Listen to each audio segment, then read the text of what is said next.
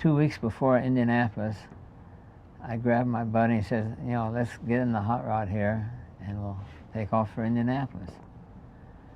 And the hot rod leaked oil bad, and leaked it on the clutch. So I carried two extra clutch discs, and a clutch plate, and a chain hoist, and all my tools, and we took off. And we got as far as Oklahoma and had to change the clutch disc. But we got to Indy and got in, got to see everything, had a great time. How old are you? Oh, probably, I don't know, might have been 18 by then. That was kind of popular to be one of the gang, one of the bunch. I think there were different types of guys, because the guys I ran with weren't some of them weren't real great law-abiding citizens, and Let's talk about that.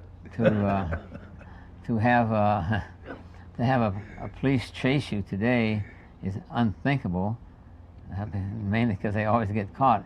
In those days, it was kind of a secondary sport to have a cop get on your tail, because you could always lose them.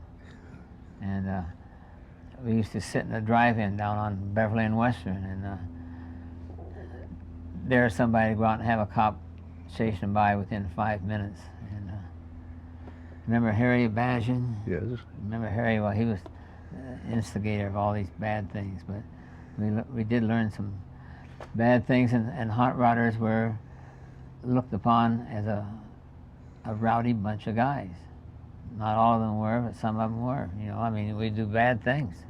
So how would you antagonize the cop? I mean, how would you get a cop into a chase? I mean, just describe to me what you would do to set it all up. Well, you knew basically where they hung out. You'd go by there at 70, 80 miles an hour, and he was there. I was going to a speed shop out in Culver City, Carl Orr, one of the first speed shops, probably 1946. And just, I was trying to, first thing you gotta remember, the cops had a big thing for hot rods. I mean, they hated hot rods. Why? Because we were always breaking the laws. We didn't have our headlights high enough, our windshields were too low, our mufflers were too noisy. They'd give you a ticket for anything. And most of us didn't have fenders. You'd get a ticket for that. So we just disliked the police because of all the things they did, the laws they did to us. And I'm going through Beverly Hills, and I get one on my tail, and no big deal. So I start zigzagging through the side streets.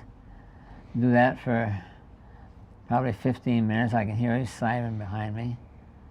I make a quick right turn, and it's a dead-end street. But there's an open garage on that street. So I just pulled right in the garage and shut the door. The only bad thing about it, there's some kids out in front playing.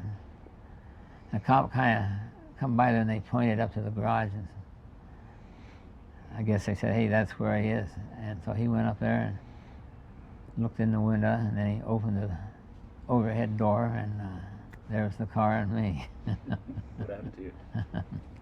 Well, we were close to West LA, so he took me to the West LA jail and had the car impounded.